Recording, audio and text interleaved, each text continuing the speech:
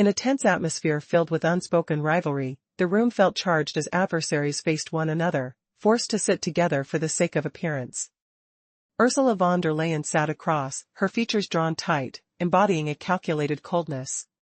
Each word she spoke dripped with disdain as she dismissed Russia, declaring it irrevocably behind Europe. "You've squandered time," she said, her voice carrying the weight of an accusation. Smirks appeared among some diplomats, eager to back her jabs at Moscow. Vladimir Medinsky, however, took his time to respond, pausing like a conductor gathering intent before leading an orchestra. His voice, while soft, penetrated the silence. "Madame von der Leyen, it's peculiar hearing such from you. The Soviet Union rebuilt Europe from the ashes of World War II. Those weren't just empty slogans, we resurrected cities. The very lights that now illuminate Europe were brought back into existence through our labor and resources." His calmness held a power that resonated in the hall. Ursula attempted a smile, but it faltered, clearly unprepared for this blunt historical reminder. She retorted, "Rebuilding Europe was a joint effort. Without American aid, you would have faltered." "You're right," Medinsky agreed smoothly. "But that aid came wrapped in debt, while we provided bread, fuel, and steel, essentials for survival. What's truly vital?" His question hung heavy in the air, prompting a subtle exchange of glances among the diplomats. Ursula faltered, visibly tense, but quickly pivoted her stance. "Let's leave history aside. Today, Russia is a pariah. You've lost the technological race." "Pariah," he echoed, a hint of amusement in his voice. "You label a nation that sent the first human into space a pariah? Your talk of technological gaps is laughable when you still rely on our engines." His words struck like a war drum, silencing the room. The translators paused, caught off guard as everyone processed the reality he laid bare. Ursula, recovering her composure, pressed on, arguing that Russia was isolated and losing relevance in the global markets. But Medinsky was unyielding as he dissected her statements with precision. "Strange that half of the nations attending this summit recently signed agreements with us. Asia, Africa, South America, are they not part of your narrative?" She struggled to maintain her confidence as the gravity of his points challenged her foundations. Each reply from Medinsky became a mirror reflecting her faltering assertions. The room was thick with silence as they faced a wall of hard facts. What would she say next? Would she cling to her narrative, or would reality intervene in this unfolding drama? As tension mounted, Ursula recognized her back was against the wall. The next stage was critical. In a tense historical moment, Ursula von der Leyen confronted Vladimir Medinsky, accusing Russia of falling behind the rest of the world. Medinsky's subtle smile revealed his confidence as he reframed the narrative by reminding her of Russia's significant achievements. "A pariah?" he echoed. "You call a nation that launched the first human into space a pariah? The very one still supplying Europe with energy?" The room fell silent, his words hanging like a heavy bell tolling. Ursula's attempt to regain control faltered. She hastily shifted topics, citing Russia's isolation and technological shortcomings. But in a calm tone, Medinsky countered her claims. "Isolated? That's amusing. This morning, half the nations at this summit signed new agreements with us. What about Asia, Africa, and Latin America? They're part of your nobody?" His words struck like a sudden chill, and the weight of reality pressed down in the room. Ursula found herself momentarily lost for words, her hands tense on the table. As she fumbled for a new angle, the air became thick with anticipation. Medinsky leaned slightly forward. "You talk of green technologies as if they'd materialized like magic. But let's be honest, when the winter cold sets in, you're back to using coal and oil, our gas." His voice, unassuming but firm, resonated powerfully through the hall as a few members exchanged startled glances. The truth was uncomfortable, even translators seemed to hold their breath, caught in disbelief. Ursula fought back, escalating her pace as her confidence waned. "You are losing markets. Partners, nobody wants to work with you." Medinsky's response was smooth and collected, "And yet, we are building factories and expanding trade routes with countries that matter." He paused, allowing the gravity of his words to settle. "You seem to forget that the world is vast, it extends way beyond just Europe and America. A shiver ran through the assembly. The mood shifted as tensions rose. She could sense the support she once hoped for wavering. Look at your youth, she argued desperately. They're leaving, you're losing your future generations. Medinsky almost laughed, a quiet, unexpected sound that echoed softly. They always leave for better opportunities. What's new? As the conversation reached its apex, a question loomed large: who truly holds the key to the future? As Ursula's words dissolved into the palpable tension, she wrestled with the implications. In that moment, the power dynamics shifted, and history itself seemed poised to weigh in on the unfolding drama. What did the future hold for both nations amidst this palpable clash? With her words hanging heavy in the air like stale coffee fumes, Ursula pressed harder. Did you really think Russia could survive without raw materials? Without gas and oil, you're hollow.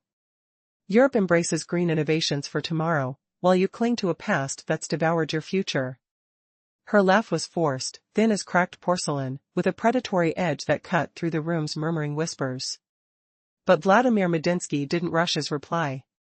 He traced a finger along the polished table's cool wood, as if gathering threads of truth from scattered archives. Your green dreams live on paper alone, scripted in glossy slides. Admit it, when winter freezes Europe, you scurry back to coal fires, to fuel blenders, to the very gas you once begged from Russia's pipelines. That's no accusation, it's plain reality. And raw materials? Sure, we have them aplenty. Yet, our engineers pioneered nuclear reactors, or harvesting subs, orbiting satellites. Is that mere resources? He spoke modestly, just facts laid bare like sunlit bones in a forgotten museum. No grand flourishes. Yet that calmness forged his words into unbreakable shields. A soft rustle stirred the room, coughs, chairs shifting on creaky floors, as his reminder of Europe's return to dirty energy struck nerves, evoking the bitter tang of rising fuel costs, the chill of darkened factories post-crisis. Truth hurt, and it lingered like smoke in a closed space. Ursula snapped her head up, irritation flashing in her eyes like sparks on frayed wires. Why should we endure your history lessons? The world moves on. New rules apply, and you shatter them. You defy global laws, erasing all past merits. Her voice lashed sharper than a whip, aiming to shatter his composure, to draw apologies or retreat. But Medinsky smiled gently, the kind a scholar offers a misguided pupil on yet another tired query. International law? He echoed it softly, like echoing footsteps in a vast hall. Tell me, Mrs. von der Leyen, when NATO hammered Serbia's bridges, spreading rubble and ruin, was that lawful? When they cleaved Libya into fragments, leaving chaos in their wake, was that by the code? He leaned forward slightly, his gaze a quiet glacial fire, burning without heat. You urge us to erase history, to believe Europe rose without Russia's grit, without our science fueling discoveries, our troops forging peace, our builders erecting wonders. It won't happen. History defies convenient myths, twisting under short-term slogans. The chamber shivered, a collective breath held as glances darted among diplomats, fearful of crossing invisible lines into uncharted fury. Ursula gulped, her voice trembling like a leaf in a storm. No one denies your ancient role. You just said it, past outweighing future. Medinsky interjected smoothly yet firmly. Indeed, but remember, futures rise from foundations. Europe has forgotten. Russia hasn't. He straightened, letting silence swell, pregnant with possibility, each unspoken word a potential earthquake. Ursula flipped papers hurriedly, pages crinkling under sweaty palms, desperation rising like heat from an overtaxed engine. She pivoted to finances, clutching at straws. Your currency crumbles. Firms flee global trade. Tech forever slips away. Without the West, you're stranded. Her tone boomed artificially loud, masking cracks in confidence. Medinsky smoothed his tie calmly, indifferent. Without the West? He whispered, incredulous. Peculiar, China, India, Turkey, Brazil, Iran all partner deeply. We erect plants, forge paths, expand deals. Do you imagine the globe centers only on Europe and America? Apologies, but horizons stretch farther. Today, the world discerns true action over hollow visions of renewable utopias. He delivered this sans arrogance, a dry report of undeniable truths. That restraint devastated, slicing like a scalpel through illusions. Utter quiet descended, a vacuum pulling at thoughts, frostbitten winters, spiking bills, the absurdity of labeling a pioneering nation as eternally lagged, its innovations referenced in every breath. Ursula paled, eyes scanning faces for allies. None rushed to escalate, pondering personal predicaments. She lunged once more. Behold your youth flying away. They flee your shores. Russia sheds its promising generation. Medinsky chuckled softly, warmly even, yet startling in its depth. Flee? Of course. Young blood always wanders. But study the returns, visionaries returning with skills from abroad, fueling our ascents. Emirates, Saudis, Indonesians, our allies bridge worlds. And sanctions? They forge resilience. We innovate under pressure. Nuclear tech spikes, hypersons once dismissed now hail breakthroughs. Twist, did you foresee? Your bold sanctions birthed our mastery. Europe's arms race sparks eerily similar, could ours shield better? She recoiled, facts stabbing like icy drafts. What shield does Russia hold against global tide? But Medinsky's gaze rooted deeper. Wait, amid whispers of triumphs, a shadow looms. What if Europe's own gambles crack wide open? Ursula von der Leyen gasped for air, her voice cracking like thin ice under pressure. No one denies Russia's role in the past, she stammered. But you just undermined that clearly. Medinsky cut her off gently yet firmly. Madam, you claim the past outweighs the future. Yet, the past is the foundation for what comes next. Europe has forgotten that. Russia has not. He straightened up and fell silent. His pauses hit harder than any shout, filling the room with dread that the next words could shatter everything. Ursula rifled nervously through her papers. Each page felt like it was burning in her hands, the crisp texture turning damp with sweat. She quickly pivoted to economics, hoping that ground would hold. Your currency is losing credibility, she pressed. Your companies are fleeing global markets. No access to tech. Without the West, you're powerless. Her tone boomed too loud, betraying deep insecurity. She aimed for judgment, but it sounded more like a desperate plea. Medinsky adjusted his tie calmly, as if handling a minor detail. Without the West, he echoed softly. Odd. China, India, Turkey, Brazil, Iran, they all partner with us extensively. We erect factories, forge new trade routes, boost commerce. Do you envision the world as just Europe and America? Forgive me, but the globe is vast. Today, it witnesses real achievers versus those reciting green future slogans. He spoke without arrogance. That plainness made his words devastating, like unchallengeable evidence. The chamber sank into eerie quiet. Even Russia skeptics grasped that facts are tough to debate. Picture the shock rippling. What's truly sapping Europe's strength here in this grand hall?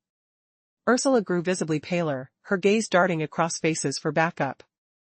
No one rushed into the fray. Minds wandered, and others to frigid stockpiles, soaring electricity bills. Damp air clung to skin, underscoring the awkward myth of a permanently backward Russia, when her name kept surfacing in every deal.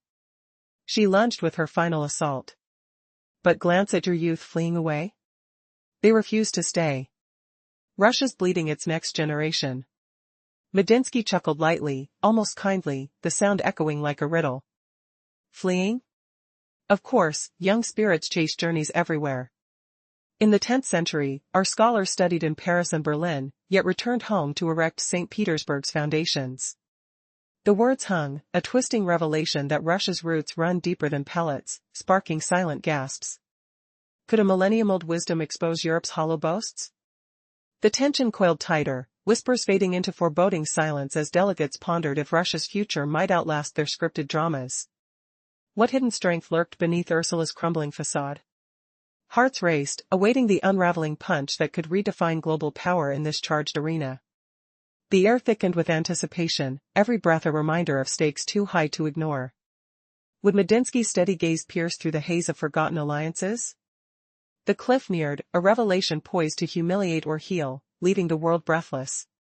His next phrase lingered like an unanswered challenge, the hall suspended in disbelief. How far would Ursula retreat before the mirror of history shattered her bravado?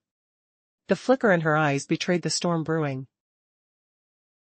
Ursula's final jab hung like a blade over the hall, exposing doubts about Russia's youth fleeing the homeland. Each diplomat pondered privately. Who thought of empty storerooms biting with chill? Who felt the sting of soaring utility bills and family budgets?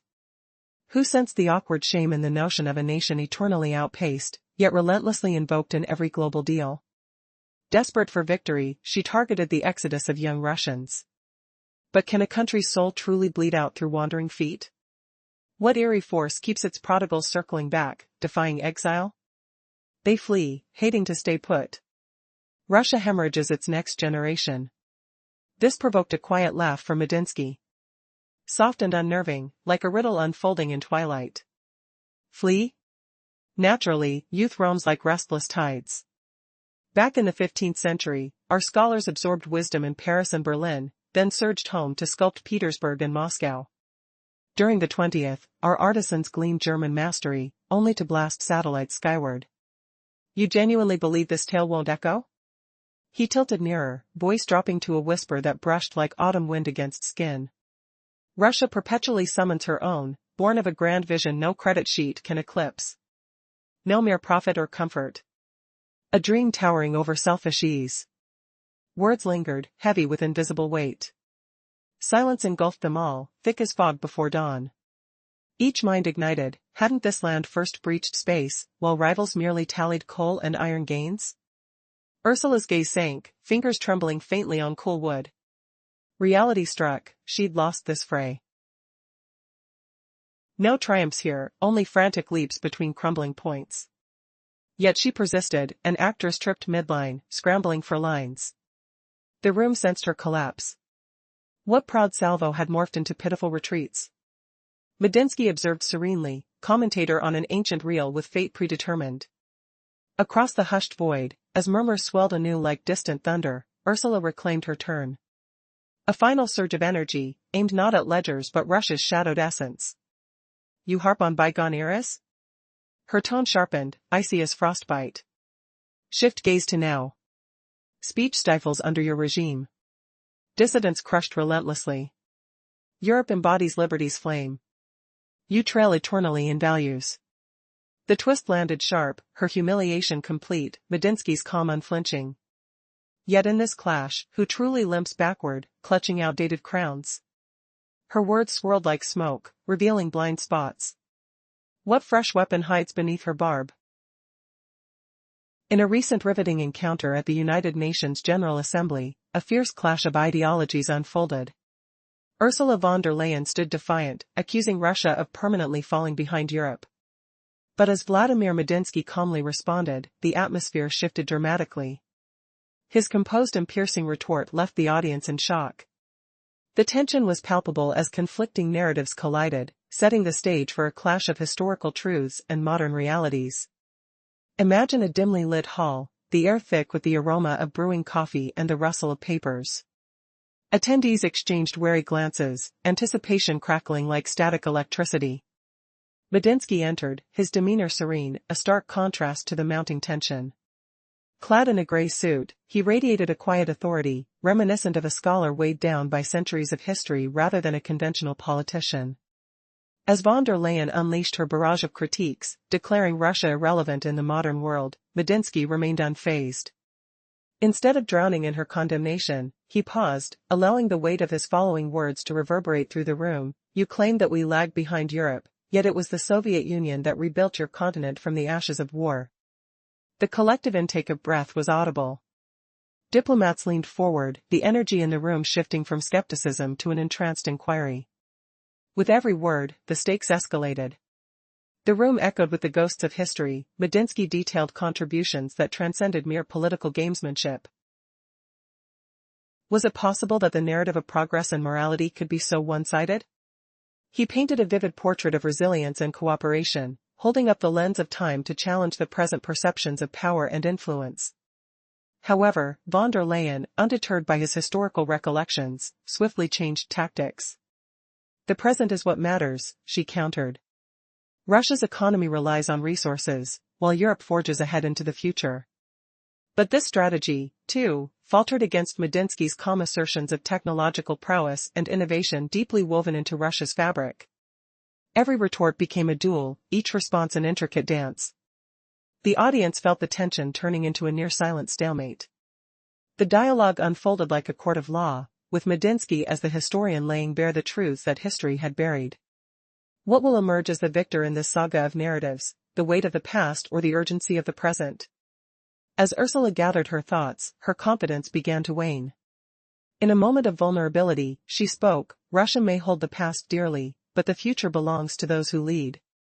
Her voice, although still strong, cracked under the pressure of losing ground in this ideological battlefield. At that moment, the scene encapsulated a profound question: is history merely a weapon, or a foundation for genuine growth? The audience remained frozen, caught in a liminal space between disbelief and recognition of a deeper truth. Would Medinsky's reflections on the past pave the way for a re-evaluation of the present? As the atmosphere grew thick with anticipation, all awaited the next move in this grand mosaic of ideas, knowing it could change the course of not just the debate, but the world's geopolitical landscape.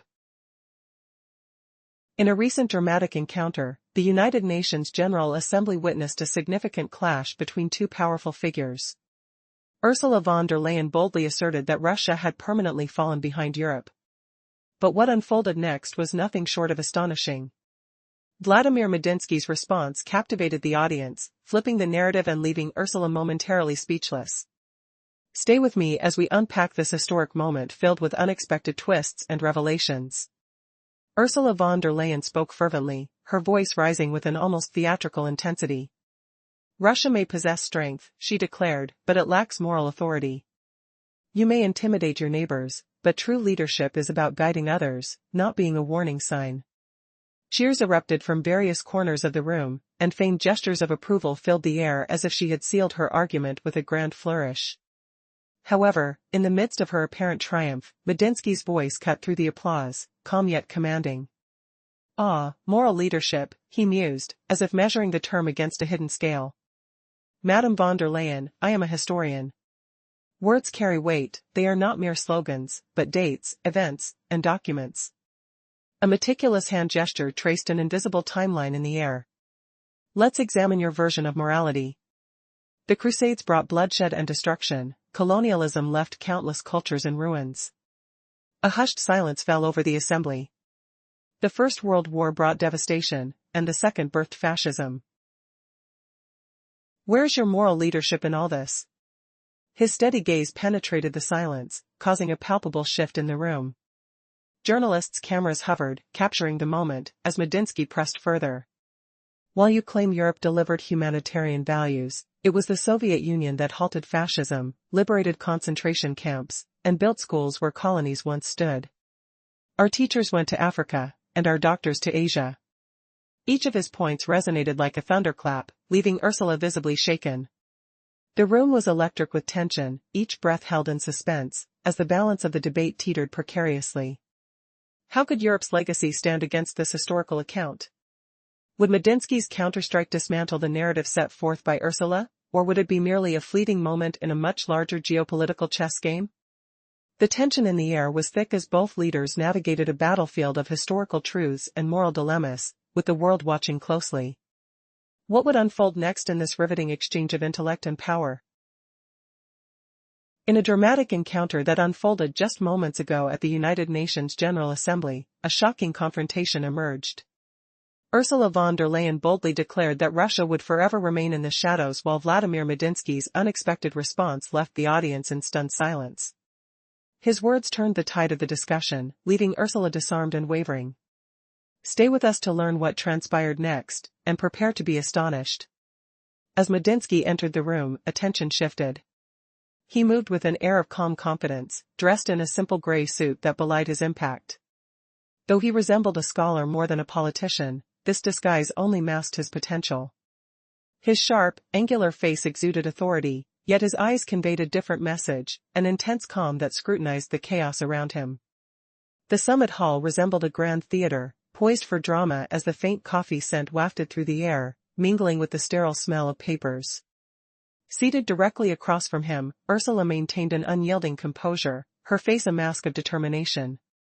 When she spoke, her words cut through the tension. Russia has permanently fallen behind Europe, she stated with conviction, sealing what felt like an indictment. A handful of delegates nearby smirked, anticipating support for this attack against Moscow. Medinsky, however, took a deliberate pause, a maestro poised to conduct a symphony. Then, in a modest yet piercing tone, he spoke, "It's peculiar to hear such remarks from you, Madame von der Leyen." As he detailed how the Soviet Union's efforts rebuilt Europe from the ruins of war, the room grew still. "While you lament our past, remember our role in restoring light to cities you now cherish." His calm delivery wrapped a powerful truth: is it their past that truly defines them? The audience was entranced, holding its breath as his words crystallized the moment. Ursula tried to counter, insisting that America had been crucial to Europe's recovery. Yet, Medinsky reminded her, those were debts and loans, while we provided sustenance. The audience exchanged glances, absorbing the gravity of his assertions. As Ursula attempted to shift the narrative, proclaiming Russia a pariah, Medinsky's quiet retort struck hard: a pariah? What of the country that first sent a human into space? The stakes escalated. Medinsky's assertions hung heavily in the air, forcing the delegates to address the uncomfortable truth. With his steady voice, he pointedly highlighted how many nations struck new deals with Russia, leaving Ursula momentarily grappling for words. The tension in the room thickened, her previous confidence unraveling as uncertainty painted her features. Amidst the tension, Medinsky laid bare a paradox: despite their claims of moral leadership, Western nations faced scrutiny. You claim to champion peace, yet your history betrays grievances that resonate throughout Africa and Asia, he continued, drawing sobering parallels. As murmurs rippled through the hall, Ursula faltered, her call for support echoing vainly in the silence. Her final attempt to regain control faltered under the weight of his reasoning. Your economic models are crumbling, she declared, but he gently rebuffed her, outlining vibrant relationships with emerging powers around the globe. The world is not limited to Europe. It extends far beyond, he said, cementing his stance. In this electric standoff, as Medinsky prepared to launch into the heart of their disagreement, a sudden stillness fell. Would he eviscerate her arguments once and for all?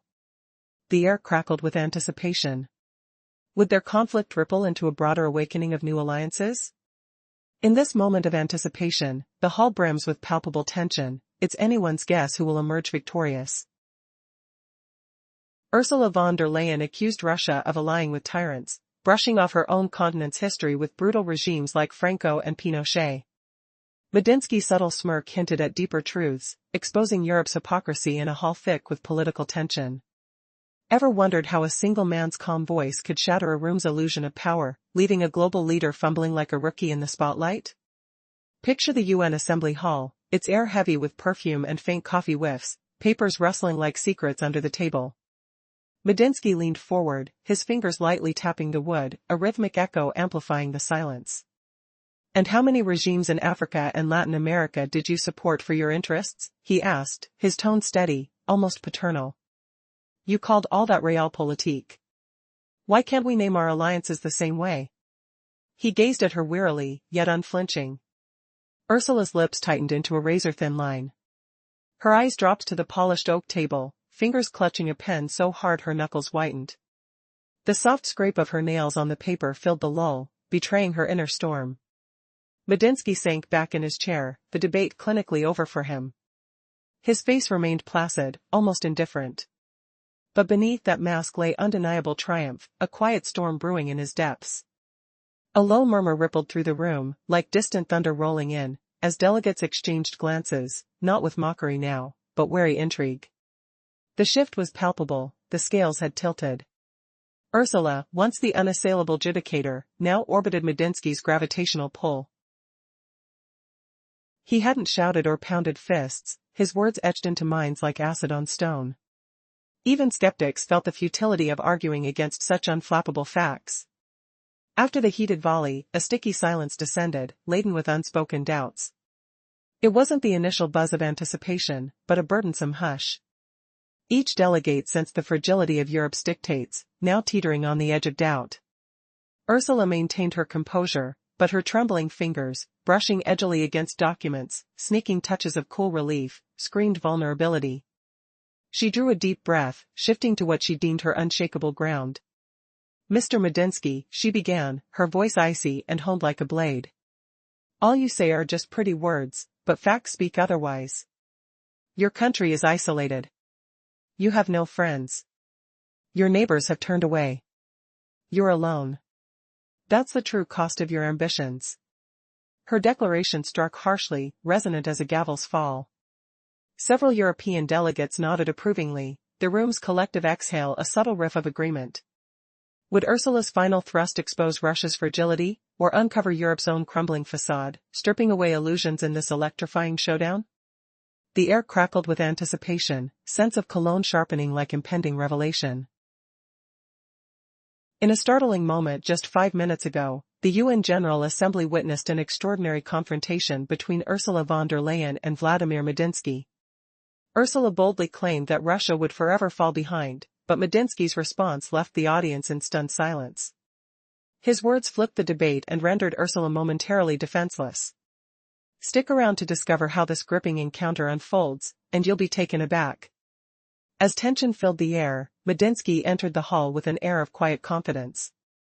Dressed in a modest gray suit, he resembled a scholar rather than a politician. The sharp lines of his face commanded discipline, yet his calm, probing eyes hinted at depth and understanding.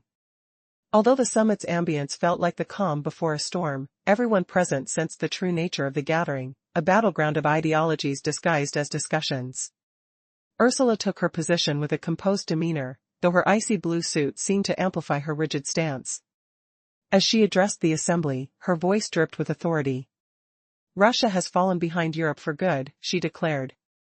Murmurs of agreement rippled through the room, as some delegates sported knowing smiles, ready to bolster any jab against Moscow. Medinsky, however, remained unfazed. He paused, as if orchestrating a symphony of thought, then spoke, his voice a steady yet piercing whisper. "Madame von der Leyen, it's peculiar to hear such sentiments from you," he began, his tone deliberate. "The Soviet Union rebuilt Europe from the ashes of the Second World War.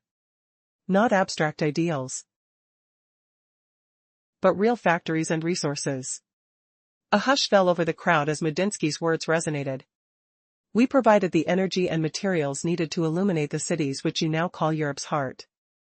Ursula attempted to mask her surprise with a smile, yet her lips quivered. The unexpected reminder of history caught her off guard. "The restoration of Europe was an effort by allies," she retorted, clinging to her line. "Without American support, you couldn't have succeeded." Medinsky responded without raising his voice. "True, their assistance came with debts and interest," he replied smoothly. "Yet we provided sustenance, fuel, and steel." He paused for effect, letting the weight of his claim sink in. "What would you wager holds more significance for survival?" The silence that followed was palpable, even the translators held their breath. Ursula faltered, struggling to regain control of the dialogue while Medinsky observed, calmly awaiting her next move. Her voice trembled with urgency as she shifted gears. "Let's leave history behind. Today, Russia stands isolated. You've lost the technological race." Medinsky's lips curled into a slight smirk, the type often reserved for a learned professor addressing an uninformed student. "Isolated," he echoed, amusement in his eyes. "You criticize us while forgetting we were the first to send a human into space and continue to supply Europe with energy. It's intriguing to hear such claims." The impact of Medinsky's retort echoed throughout the hall as both parties shifted in their seats. In that moment, it was evident that this debate was spiraling toward unexpected revelations. Ursula clenched her fists, feeling the ground shift beneath her. She knew falling back into historical discussions would only further trap her. But she pressed on. "Your economy relies solely on raw materials. Without gas and oil, what remains?" Medinsky took his time, his fingers brushing across the table as if gathering his thoughts. "Your green technologies exist only on paper," he stated, each word sharp and precise. "When winter arrives, you turn back to coal, to gas, the very resources you were once so reliant on from us. A murmur of acknowledgement rippled through the audience as Medinsky continued to sharpen his arguments like a blade honing in on its target. Ursula's frustration was palpable, her arguments crumbling like ash in the light of his historical truths. Could her own resolve withstand the storm he was unleashing on her credibility? As tensions ran high, it was clear that history, rather than a mere game of words, was unraveling in front of them. In the heart of a tense assembly, a striking battle of words unfolded. Vladimir Medinsky stood tall, radiating a paradoxical calm that commanded attention. He was not the typical politician, his demeanor was almost professor-like, blending authority with thoughtfulness, wrapped in a subtly patterned gray suit. No one expected the resonance of his words to slice through the air like a dagger, especially not Ursula von der Leyen, who sat across the table, eyes poised with scrutiny and defiance. Hold on. When was the last time Europe truly recognized its past? Medinsky's voice echoed like thunder across the hall. Is the world you speak of, one of freedom, embodied by Saudi Arabia and Egypt, whose alliances raise eyebrows? Or perhaps those regimes in Africa, ruled by your corporations and ambassadors for decades? Each word dripped with a clarion clarity, leaving the audience breathless. They felt the weight of his assessment deep within their chests. He leaned forward slightly, his tone lower, but more impactful. Russia has never truly stood alone, even against the mightiest coalitions of Napoleon and Hitler. It wasn't our negotiation skills that drew allies, it was our commitment to something greater than mere trade. And then, with a near whisper that carried through the room, he emphasized that people today see that we do not abandon our friends for convenience. Europe, on the other hand, has betrayed even itself. The words settled heavily in the atmosphere, evoking a silence that felt like the tolling of a distant bell. Ursula, taken aback, sprang to her feet, attempting to wrest control of the dialogue back. Europe builds the future. We uphold principles. Her voice trembled with urgency, yet the desperation beneath was palpable. We provide hope, while you bring threats. Each sentence danced from her lips, infused with frantic energy, yet lacking conviction. Medinsky's response was slow and methodical, emphasizing his indomitable presence. Hope, he mused, almost mockingly, is skyrocketing gas prices hope? Is the closure of factories, the chill of abandoned homes, symbolic of your future? This is not how hope speaks. His eyes swept the assembly, lingering on those who couldn't meet his gaze. Your cries of hope ring hollow. True hope sprouts where people envision a future. People across Asia, Africa, and Latin America see potential, new roads and factories emerging. A brief pause heightened the suspense. While Europe, closes its eyes, repeating the mantra of Russian isolation. He settled back into his seat, finishing almost wistfully, and yet, the louder you scream it, the more palpable your own weakness becomes. The room thickened with silence, the atmosphere laden with tension, leaving everyone to ponder what the future might hold as they sat on a precipice of reckoning. In a tense atmosphere, Ursula stood resolute, yet her words seemed trapped in her throat. As she slumped back into her seat, she clenched her fists, desperately trying to regain her composure. The air felt thick, each breath echoing ominously in the hall. With her gaze averted, Ursula's shoulders trembled under the weight of scrutiny. Suddenly, she lifted her head sharply. Her voice rang out sharply, piercing the silence like shattering glass. No matter how often you boast of strength or alliances, the truth remains, Russia poses a threat to the world. You threaten your neighbors, leverage energy as a weapon, and sow chaos. Wherever Russia goes, war follows. Her words, thrown like stones, reflected desperation, the last gamble to pierce her opponent's defenses. The audience stirred, some voices of approval murmuring as delegates nodded in agreement. For a fleeting moment, it appeared her fervor might sway the tide of conversation. Medinsky, however, absorbed her accusations with the calmness of someone well-versed in the art of rhetoric, having faced such allegations many times before. Threat, he murmured quietly, letting the word linger in the charged air. Isn't it curious that those who so frequently invoke this term are often the ones bringing it to foreign shores? He raised his gaze, his voice firming. You claim that where Russia appears, there is war. Let's examine the map, shall we? Afghanistan, was that Russia? No, that was you and your allies leaving behind ruins and millions of refugees. Iraq, was Russia there? No, that was you again. Libya? You. Syria? Yes. Russia intervened there and managed to halt the disintegration of a nation, saving lives. Each of his statements struck hard, each word a hammer falling with chilling clarity. And then, the unexpected happened. As the room simmered in uneasy silence, Medinsky paused, absorbing the weight of his assertions, letting them settle. What surprises lay in wait as the tension reached a crescendo?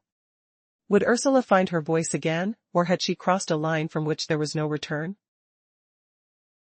In an electrifying moment just 5 minutes ago at the United Nations General Assembly, a stunning confrontation unfolded.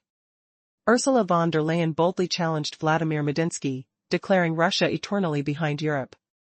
Yet, Medinsky's response stunned the audience, shifting the narrative and leaving von der Leyen momentarily speechless. Stay tuned, as this story unravels unexpected layers of historical tension and diplomacy. The room buzzed with anticipation as Medinsky entered, almost unnoticed, but exuding an unmistakable aura. Clad in a modest gray suit, he appeared more like an academic than a politician, a paradox that belied the sharpness of his intellect. His keen, piercing eyes seemed to analyze the very fabric of the discussions taking place, calmly dissecting the chaos of diplomatic exchanges. This wasn't just another meeting, it felt like the calm before a storm. Facing him was von der Leyen, her strict demeanor radiating an icy determination. When given the floor, she didn't mince words. Russia has fallen behind Europe, she stated, her voice cutting through the air like a knife. The audience shifted, finding dark amusement in what they expected to be Medinsky's imminent defeat. Yet he was unhurried, pausing thoughtfully before responding with a calm authority that drew everyone's attention back to him. Madame von der Leyen, it's peculiar hearing that from you. After all, it was the Soviet Union that reconstructed Europe from the ruins of World War II. His words struck hard, resonating in the air as delegates exchanged glances. The mention of historical truths seemed to disarm her. And the tense atmosphere thickened. The struggle between them wasn't just ideological, it was a battle of narratives rooted in history. As von der Leyen regrouped, she attempted to pivot the discussion. Today, Russia has isolated itself, falling behind in the technological race. Medinsky offered a slight chuckle, his voice laced with irony. Isolated? That's amusing. You speak of isolation for a country that launched the first human into space. His words resonated like thunder, silencing anyone who dared to oppose him in that moment. Delegates sat frozen, reconsidering their alignment as he dismantled von der Leyen's rhetoric piece by piece. Let's not forget who is losing the battle of ideas. You claim we are isolated, yet many nations, including those in Asia and Africa, are forming new partnerships with us today. Each meticulously chosen phrase by Medinsky landed heavy, leaving the room in an eerie silence, as even the translators paused, astonished by the truth laid bare. How could Europe continue to preach morality when its own hands were stained with historical contradictions? You see threats in Russia but fail to acknowledge your own failures, Medinsky continued, his tone now unyielding. It was no longer just a debate, it had evolved into a decisive historical reckoning. The crowd shifted uncomfortably as von der Leyen fought back, but this is not about history, it's about today. Her voice cracked with fervor, but Medinsky's calm only sharpened the focus of the room. You can run from your truths, he suggested. But the past still shapes our reality. The gears of the dialogue twisted unexpectedly. The weight of history pressed down, forcing the audience to reconsider everything they thought they knew. How could anyone ignore the past's relevance in framing present conflicts? Those few who leaned toward von der Leyen found themselves grappling with an unsettling truth. Medinsky's subsequent assertion sent ripples through the assembly. A world that thrives doesn't simply forget its past. You call for alliances, yet you build cages of sanctions and regulations. His quiet conviction emphasized a disconcerting reality. The fragile alliances von der Leyen had championed were instead perceived as constraints by many. The tension in the room escalated, the stakes rising as both debated not merely about the present but who held the narrative's truth. Would von der Leyen's idealism survive against Medinsky's cold, hard representation of history? With each turn of phrase, the room felt more like a courtroom than an assembly hall, a place where each argument weighed in heavy like a gavel's drop, echoing the weight of the moment. Can history be rewritten for convenience? As von der Leyen's arguments floundered against Medinsky's calm, the ground beneath her shifted. Would she find a way to reclaim the atmosphere, or would the echoes of the past wall her in? The stage was set, and the next round promised to be just as gripping. Could she withstand the storm brewing from history's unwavering gaze? The unfolding moments felt vital, each word a chance to shift the narrative. But would soaring ambition prevail over delicate reality? As delegates held their breath, the tension thickened, waiting for the next volley that could change everything. What revelations would emerge when conversation stirred beyond rhetoric into the realm of consequences? This was far from over. Summary of the previous part. In the midst of rising tensions, the atmosphere shifts dramatically when Medinsky, a calm figure amidst the storm of accusations, acknowledges Russia's fragile bridges to the world. This assertion stirs murmurs of agreement from the Asian and African delegates, angering Ursula, who fiercely retorts that the world knows Russia as a threat. Her fiery response triggers a chilling moment in the room, raising the stakes of their debate. Just moments ago, Medinsky reminded everyone that while Europe may see Russia as a danger, the reality is often more complex. The air thickened with tension as several delegates from Asia and Africa nodded in agreement. Their subtle acknowledgement of his point sent ripples of discomfort through Ursula. "Do you think the world will buy your story?" she shot back, her voice sharp enough to cut through the silence. "But the world knows Russia as a menace. You won't be able to hide the truth." Medinsky leaned back, his serene smile sending an involuntary shiver through his adversaries. "The world knows only what it sees," he replied, almost casually. Today, that image shows Europe hastily casting blame on others to avoid facing its flaws. You insist, Russia is a threat. Yet, beneath those words, many hear a different truth: we are afraid. That statement hung in the air, heavy and undeniable. When a politician openly admits fear, its impact is pervasive. The room fell silent, that stillness marking a turning point, as if the very space recognized that words alone might not suffice any longer. Ursula, visibly shaken yet resolute, sank back into her seat. Her trembling hands were now evident to all. Medinsky, for his part, exuded a composed confidence, as though he were merely recounting a chapter from history he had long since mastered. After a pause where words hung like stubborn smoke, Ursula adjusted her approach. She straightened, brushed aside her papers, and adopted a tone that dripped with venom. "Mr. Medinsky, your eloquence resembles that of a professor clinging to dusty textbooks, forgetting the world has long evolved beyond the classroom." A few European delegates smirked, the sarcasm crackling in the air like static electricity. Sensing their response, Ursula seized the momentum. "You speak of bridges and alliances, but it all sounds naive. Russia is like an aging actor forever reminiscing about his role as Hamlet from decades past. No one is buying tickets to that show anymore. You're trapped in memories, while we forge ahead into the future." Her words sparked a low chuckle among the crowd, the sound akin to the crack of a breaking dam. Someone clapped their hands on the table, fueling her confidence. There it was, her resounding assertion drew a pulse of energy back into the room. But how long could this bravado hold against the unyielding truth? Would Medinsky counter her with even sharper words? The air was thick with anticipation as the debate waged on, neither side willing to yield. Just moments ago at the United Nations General Assembly, an extraordinary event unfolded. Ursula von der Leyen boldly confronted Vladimir Medinsky, declaring that Russia has permanently fallen behind. However, Medinsky's response stunned the audience, turning the tide of the discussion and leaving von der Leyen speechless. Stay tuned as we unravel this gripping confrontation. As Medinsky entered the room, there were no fanfares, but his presence commanded attention.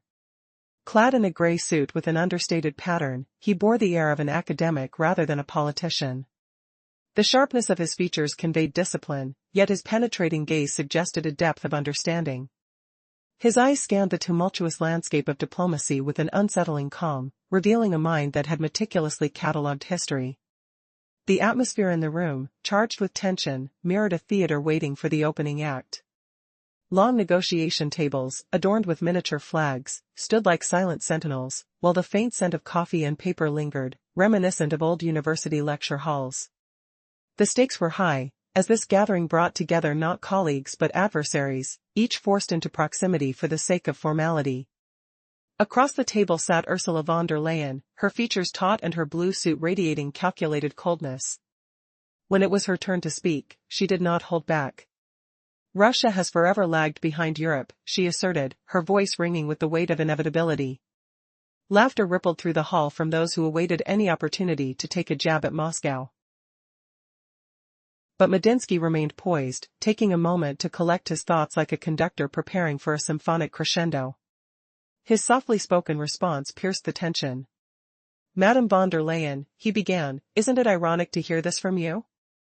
It was the Soviet Union that rebuilt Europe from the ruins after World War II. Real factories and energy resources were at stake, not mere slogans." His words hung in the air, striking the audience into silence. Ursula attempted to refute him, stating, "The restoration of Europe was a collaboration of allies," but Medinsky expertly countered, "And yet, it was our efforts that brought light back to the cities you now call the heart of Europe." The undeniable truths of Medinsky's argument cut through her defenses, leaving the crowd in a hushed realization. Her confidence began to waver as he questioned her claims regarding isolation and technological deficits.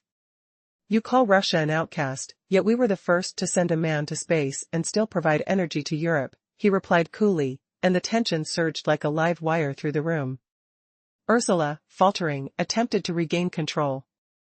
"You're clinging to the past, using it as an excuse for your failure to adapt," she shot back, trying to mask her unease.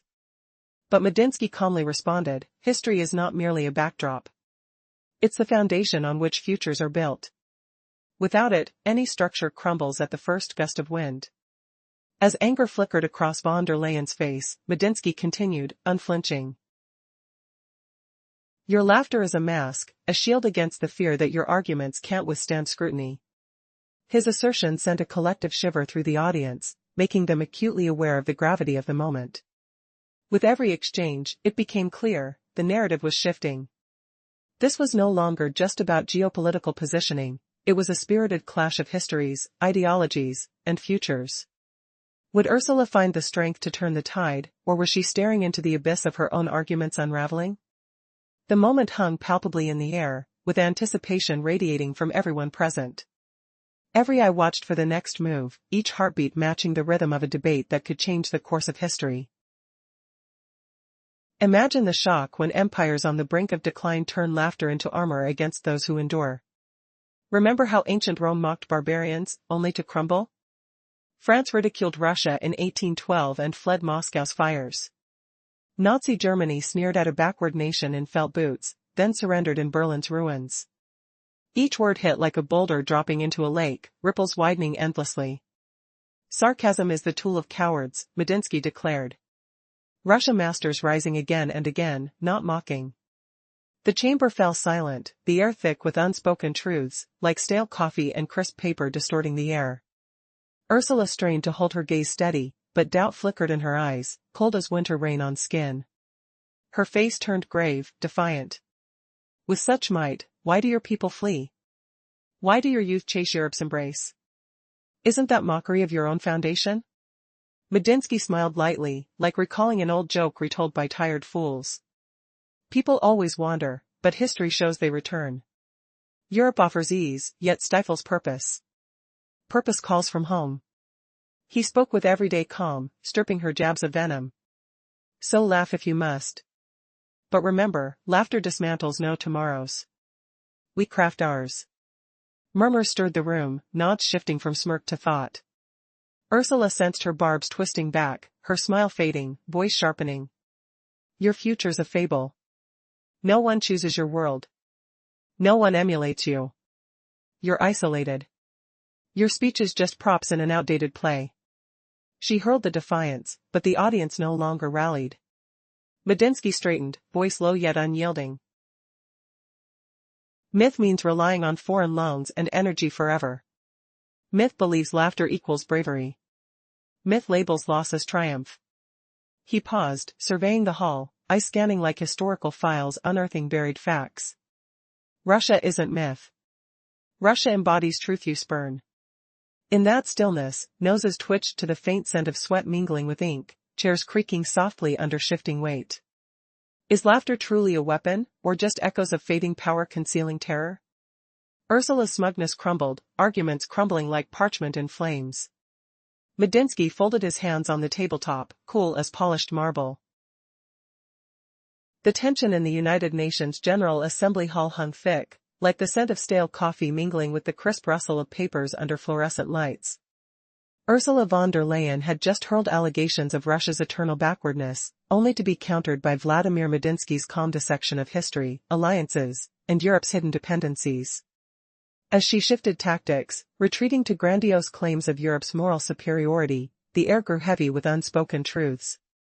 Could Europe's so-called light truly shine when shadowed by its own colonial echoes? Reality always comes back around. Medinsky's words pierced the silence that followed his declaration that Russia was no myth, but an undeniable fact. The hall churned with this echo, a collective holding of breath as Ursula gathered herself for a final stand. Her face hardened into solemnity, eyes gleaming with rehearsed fervor.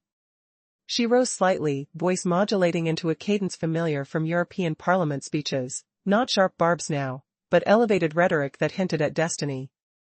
Ursula began softly yet powerfully, Mr. Medinsky, we may debate pasts and presents, but some truths transcend numbers and actions.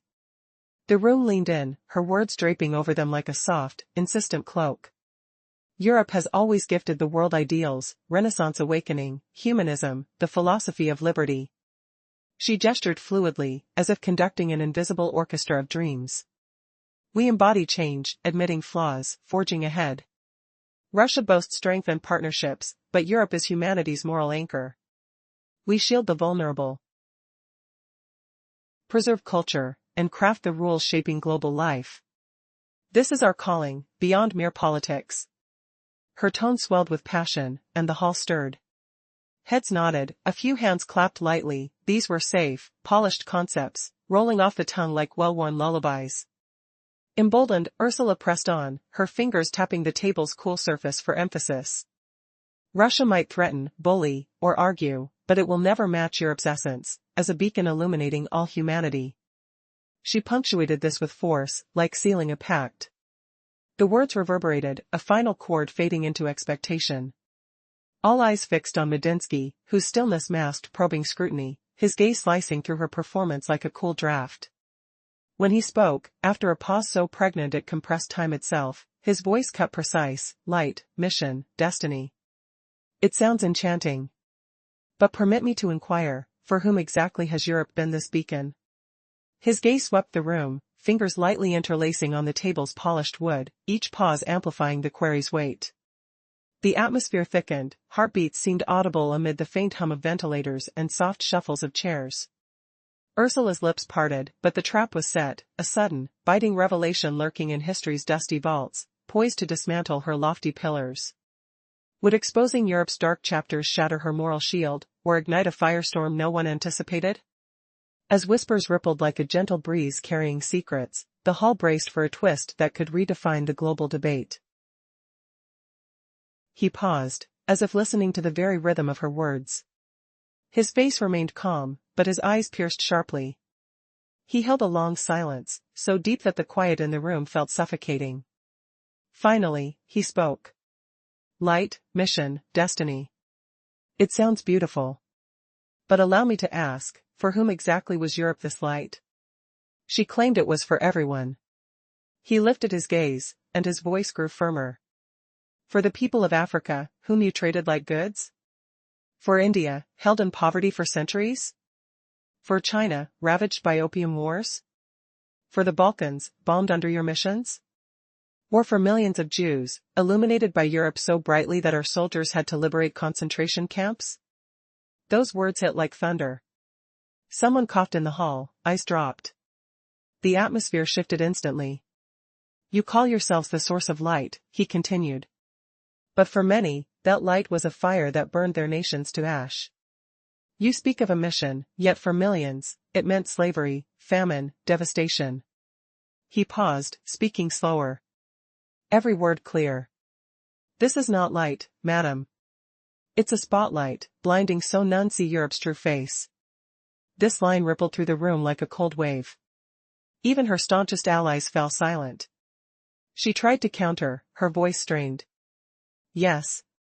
Europe has mistakes, but we acknowledge them. We move forward. We build a new world, where rights belong to all. This is our strength. He tilted his head, as if weighing her words. Acknowledged? Interesting. Did you acknowledge Iraq? Libya? Yugoslavia?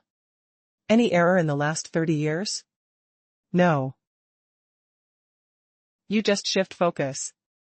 It was long ago. It's different. Forgive me, but that's not acknowledgement. It's self-justification. Here, memories flashed vividly, of winter snow crunching under boots in Berlin, the acrid smell of gunpowder in the air after the war's end, engineers in worn coats, hands calloused from rebuilding factories. The tactile chill of cold steel beams, the distant echo of hammers forging a continent anew. That reconstruction, not just paper promises. But back in the hall, he stood, addressing all with piercing calm. Europe claims. We are humanity's moral core. Yet, in truth, it has lost its spine. You craft ideals on documents, resolutions, speeches, but when reality strikes, you abandon them. So the world turns elsewhere, finding true strength in endurance. What if I told you that Europe's light blinded billions, setting fires that still scorch global memories? A shocking revelation, unveiled in a UN showdown just 5 minutes ago. Imagine the silence, the air thick with tension, as one man's words humbled an entire podium. In the previous segment, Medinsky countered von der Leyen's attacks on Russia's past, deftly flipping the script with historical reminders and factual blows, leaving her defenses cracking under the weight of undeniable truth. Now, the debate plunges deeper, exposing Europe's shadowed legacy and forcing a stark reckoning. His tone held no malice, yet conviction burned like embers. Russia does not claim to carry light, he concluded. Have you ever wondered what true progress looks like? Without the mask of moral superiority? The hall stirred uncomfortably, whispers rustling like dry leaves in a storm. Who could defend such a legacy now? Stay tuned as this clash escalates, revealing twists that could reshape global power forever. Following that explosive declaration, the mood in the assembly hall grew heavier, the faint scent of aged coffee mingling with the musty aroma of official papers, creating an almost tangible fog of unease. Von der Leyen shifted in her seat, her tailored suit fabric rustling sharply against the mahogany table, hands gripping the edges as if anchoring herself against the tide. She defended again, voice rising with forced vigor. Mistakes happen, but our path is enlightenment, freedom, unity. Medinsky leaned back slightly, his gaze steady as a lighthouse in fog. Enlightenment? For how many centuries did Europe impose its freedom through chains and conquests? A rhetorical sting, echoing off the walls. Never before has history been so brutally unmasked, exposing how Europe's noble mission was built on the backs of colonized souls. What dark secrets emerge next in this verbal duel? An unexpected turn that humiliates the accuser in plain sight, begging the question, can von der Leyen recover from this barrage? Building on the prior exchange, where Medinsky dissected Europe's role in global restoration, highlighting the hypocrisy behind its boasts, here the confrontation turns personal, tearing apart the veneer of moral authority with brutal precision, leading to a pivotal moment of doubt. He circled back, each word landing with surgical precision. You talk of acknowledgement, yet you evade the mirror. For 30 long years, interventions disguised as missions, leaving ruins in their wake. The irony tasted bitter, like vinegar on the tongue. Did Europe ever truly stop exploiting the world, under the guise of progress? The air grew thick, breaths shallow, as allies fidgeted, the scratch of pens on paper betraying their unease. What if this is the end of her crusade, a humbling defeat broadcast to billions? Cling to the edge, as Medinsky prepares his final strike, rewriting the narrative in one unforgettable blow. Summary: in the heart of a global assembly, tensions rise as Ursula von der Leyen confronts Vladimir Medinsky, declaring Russia's irreversible decline.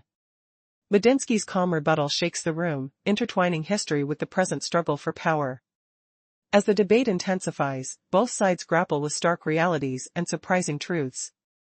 You articulate your ideals through resolutions and speeches, but reality often finds you forgetting them.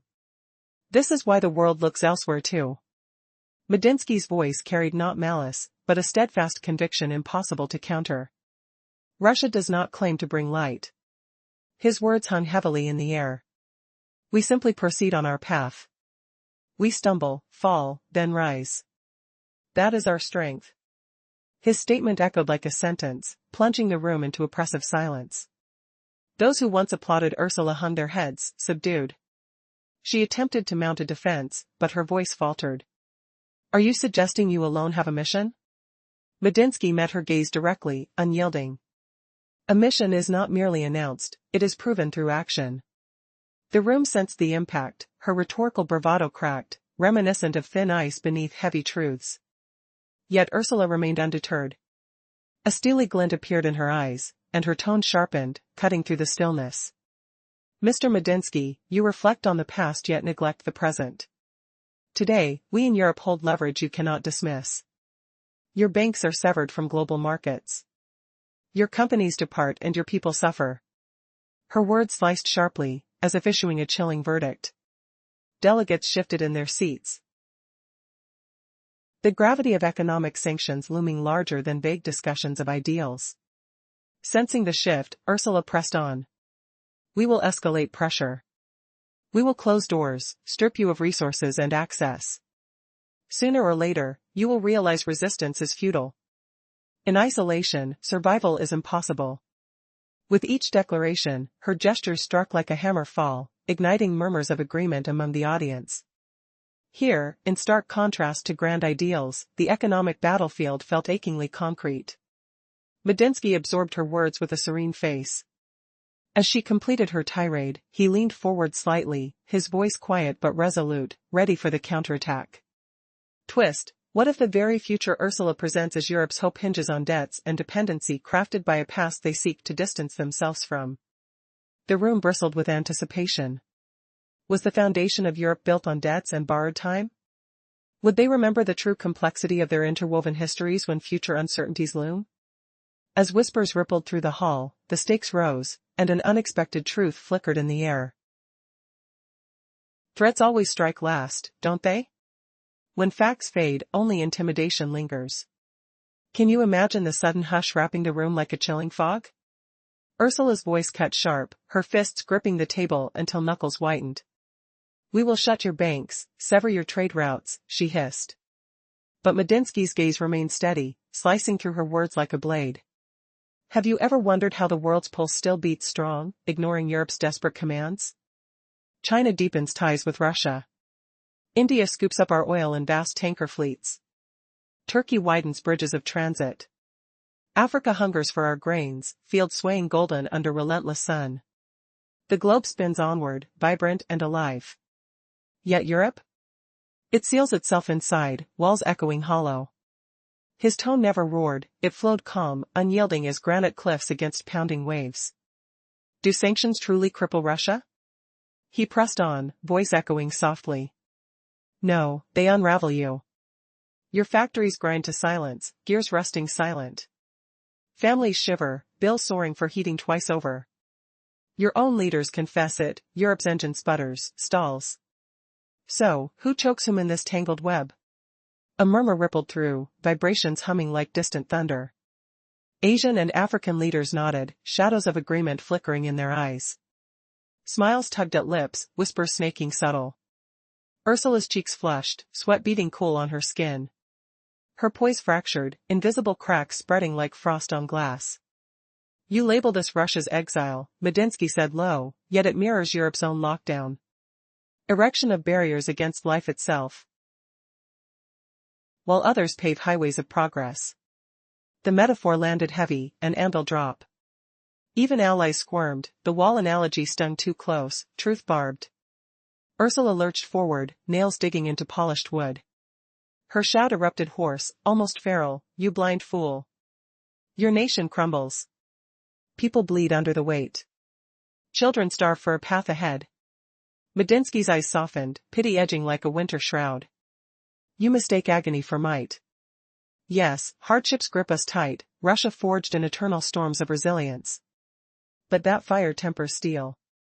Your fall lies in craving ease, believing comfort's eternal. When frost bites deep, your avenues yawn empty, whistles of abandonment. Production dips, crowds surge in outraged bursts. In our lands? We endure, we build, we thrive. The hall grew deathly still, air thick with unspoken dread.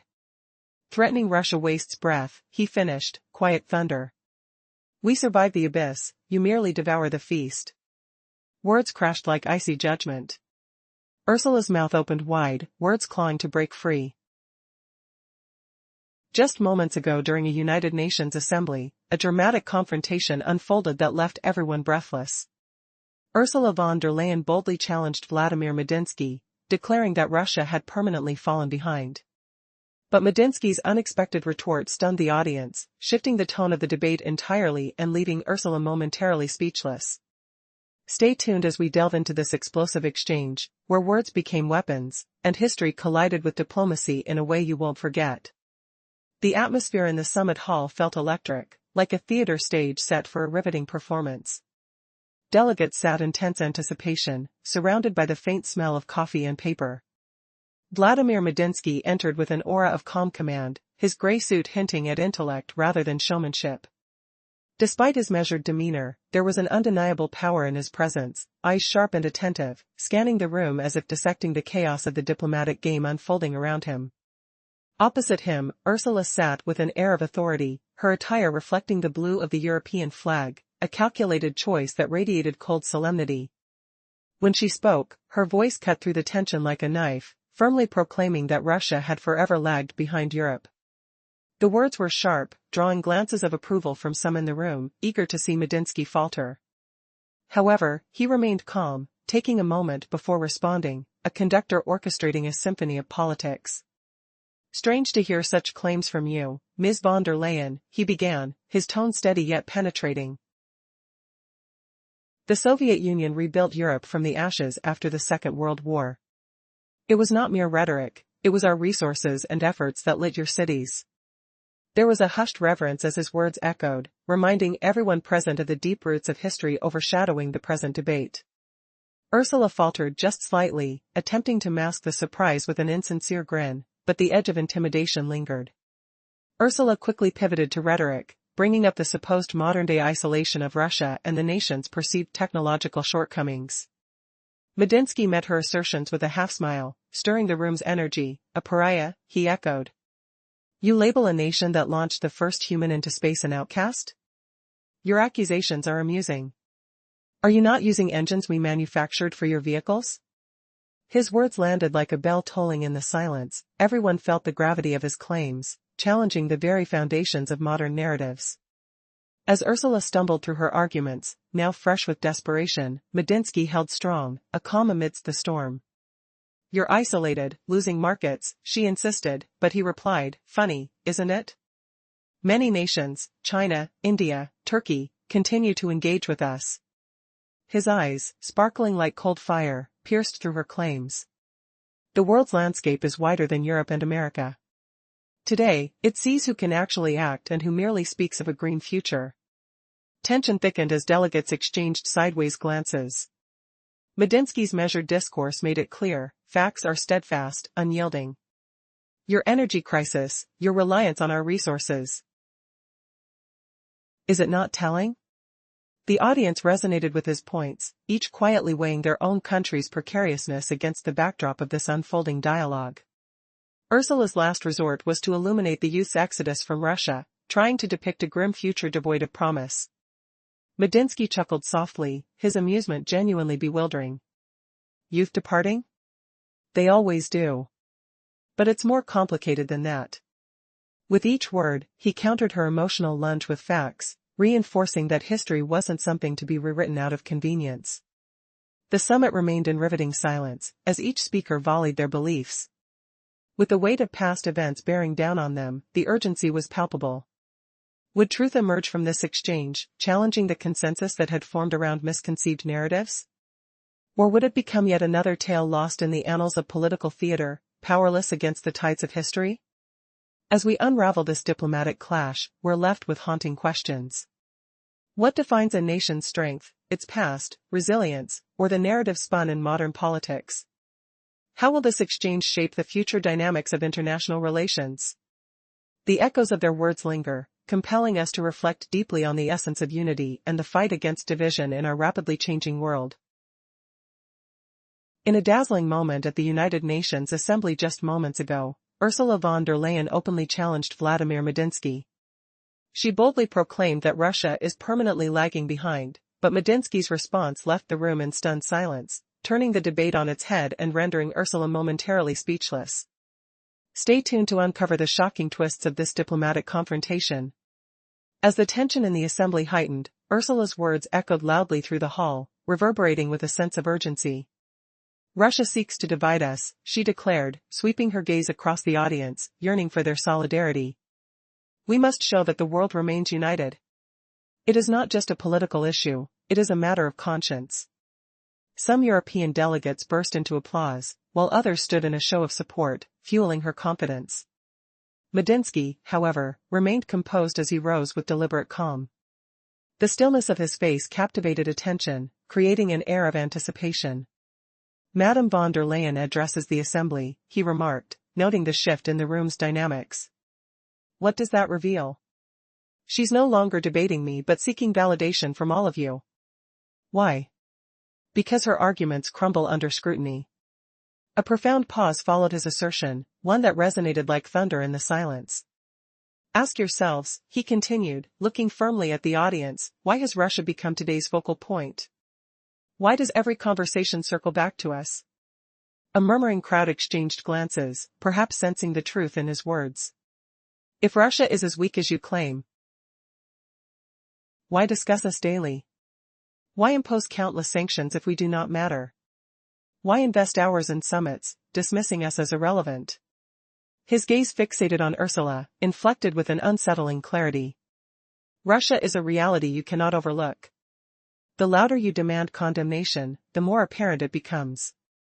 You fear to acknowledge this truth.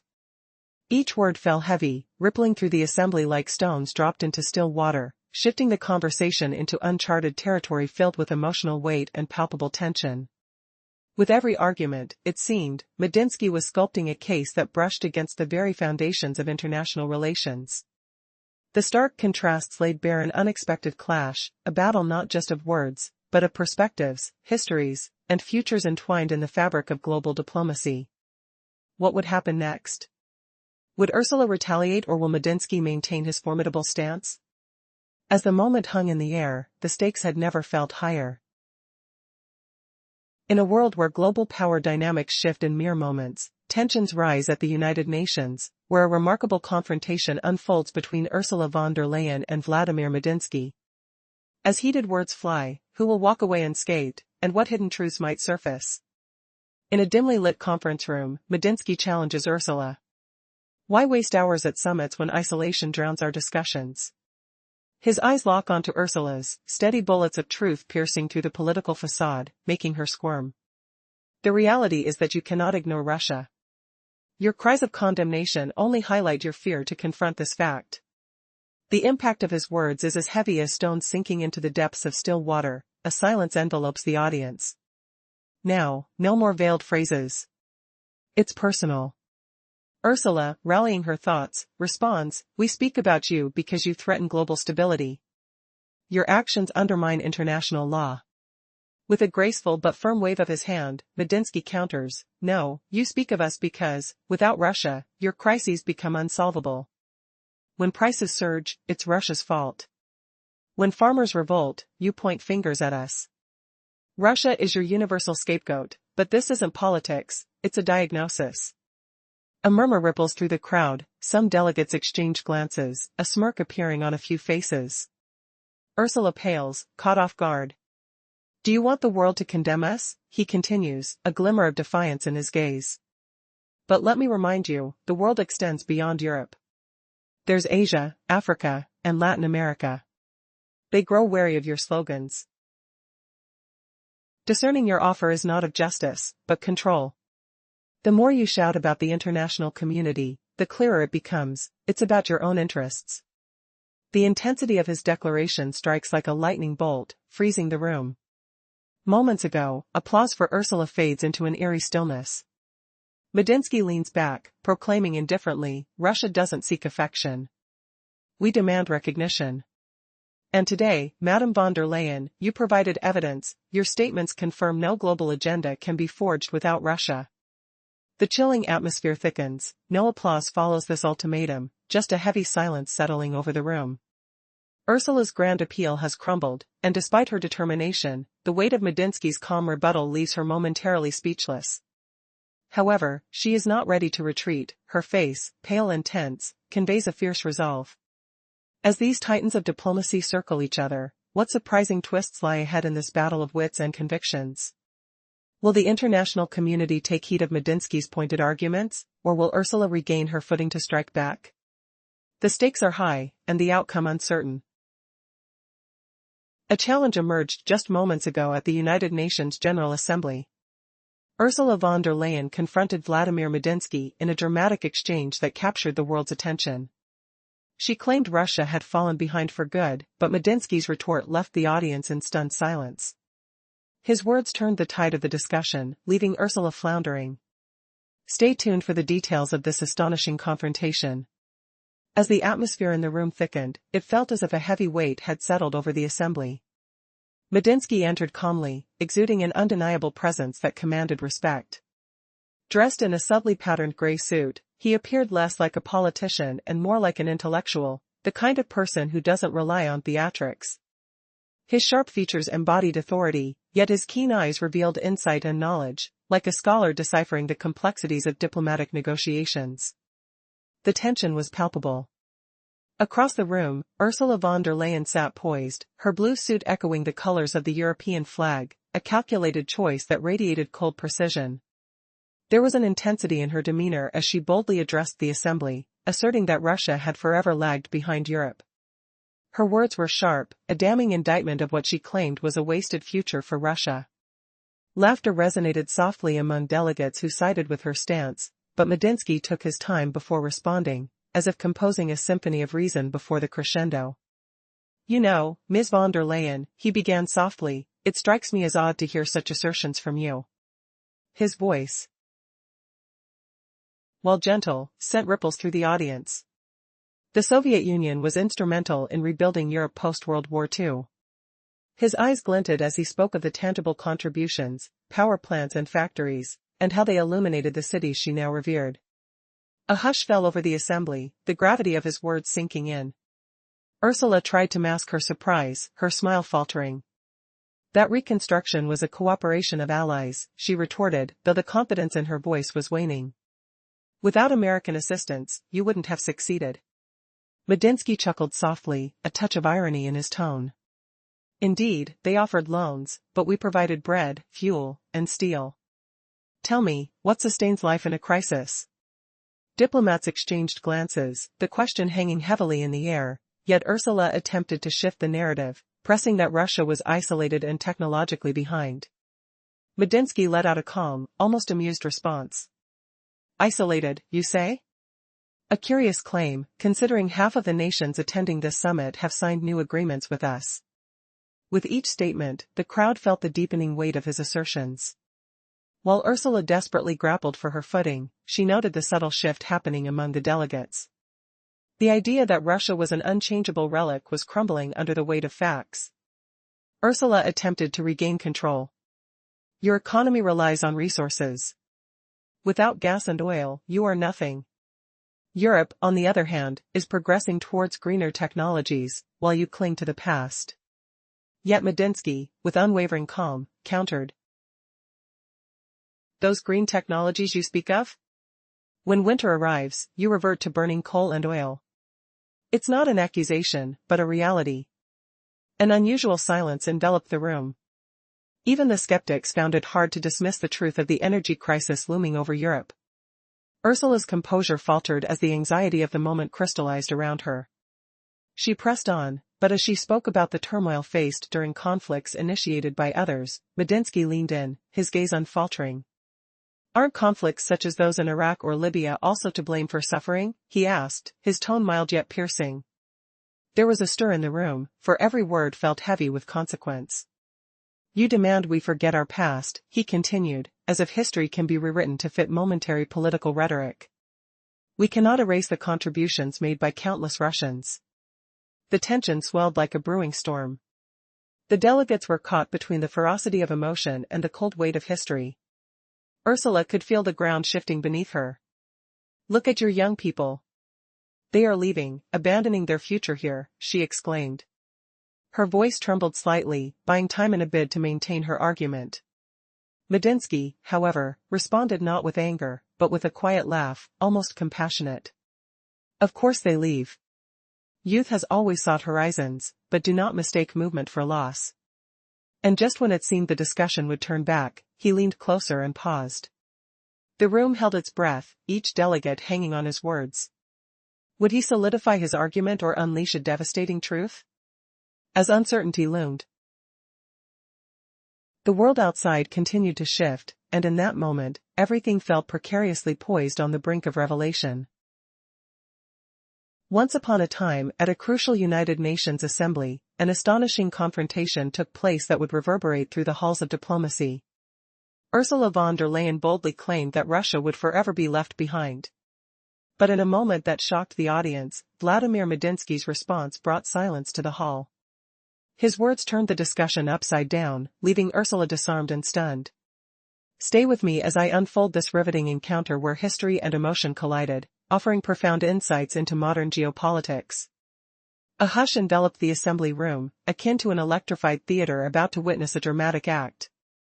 Vladimir Medinsky entered with an air of calm authority, dressed in a gray suit that mirrored his serious demeanor. He projected the aura of a scholar, with eyes that seemed to pierce through the chaos of diplomatic discourse to unveil truths hidden deep within history. The scent of fresh coffee mingled with the faint rustle of papers, enveloping the room in a scholarly atmosphere that contrasted the tension simmering beneath the surface. It felt as if the fate of nations hung in the balance. Across from him, Ursula von der Leyen's stern expression did little to conceal her ire.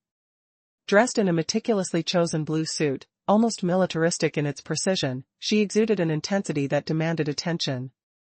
When it was her turn to speak, she wasted no time delivering a sharp indictment against the Russian presence in global affairs.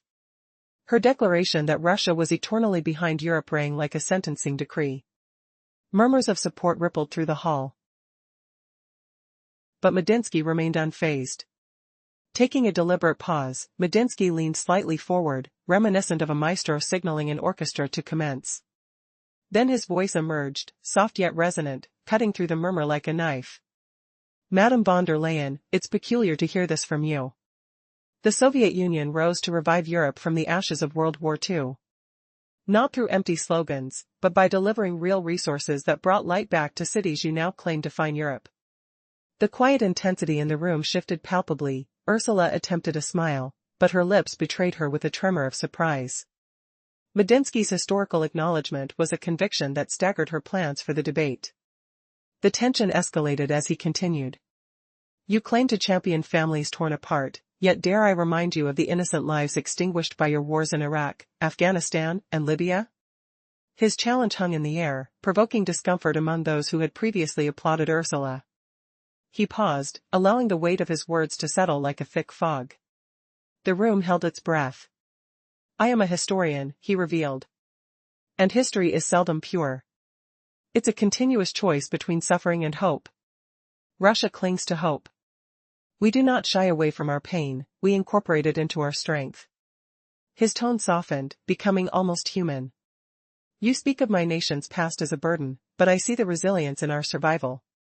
You see an end while we envision a new beginning. Suddenly, a deep, profound stillness enveloped the room, almost reverent in its intensity. Even those inclined against Medinsky felt the impact of his sincerity. Ursula's lips pressed into a thin line, her rebuttal stifled by the calm clarity in his voice. The audience, previously charged with anticipation, now felt like they were perched on a precipice, awaiting the final act with bated breath. As the silence lingered, punctuated only by the soft rustles of pages and hesitant coughs, the tension fully transformed into expectation. Prelude to a climax, everyone sensed that the outcome of this ideological duel loomed closer. Each individual in the chamber weighed their thoughts, contemplating the implications of what had just transpired. The stakes could not have been higher, and the world watched, waiting for the final devastating blow in this battle of wills. Would Ursula regain her footing, or would Medinsky's poised confidence carry the day? The outcome was uncertain, but one thing was clear: history itself was unfolding before them. In a charged atmosphere, the tension mounted as the audience absorbed the weight of the moments unfolding before them. Ursula von der Leyen, with her unyielding demeanor, seemed to be grasping for the support of the room while the aftermath of her fervent speech lingered in the air like a thick fog. The silence that enveloped the hall felt palpable, anticipation crackling through the crowd as they awaited the next volley in this high-stakes game of words. In a last-ditch effort, she rose, her voice steady but laced with urgency. "Mr. Medinsky, you may recite your history, throw our past failures in our faces. But facts remain facts. Russia has chosen confrontation. You have placed yourselves outside the law. If you believe the world will respect you for this, you are profoundly mistaken. History will judge you." Her words, heavy and laden with weariness, no longer felt like a declaration but a plea. The audience remained subdued, even allies, sensing the gravity of this moment, acknowledged her desperation. Medinsky stood up deliberately, embodying calmness in the storm. He surveyed the room, then turned to Ursula, speaking softly, devoid of any elaborate rhetoric. "History does not condemn or forgive. It simply unfolds. Those who consider themselves judges today may find themselves in the dock tomorrow. This is the nature of time." His voice grew steadier, resolute. "Russia is not outside the law. We are part of this world, whether you choose to accept it or not. We have saved Europe from Napoleon. We have saved it from Hitler. We rebuilt it after wars. And now you wish to dismiss us? You cannot dictate our value." The hall fell silent. "You say we will be alone," he continued, "but is loneliness measured by the number of alliances you have on paper? True loneliness, my friends, is when people no longer believe your words. Europe is rich in declarations, yet impoverished in faith." As each word resonated throughout the chamber, the palpable unease in Ursula's stance revealed her faltering confidence, bringing a hint of vulnerability to this towering figure in European politics.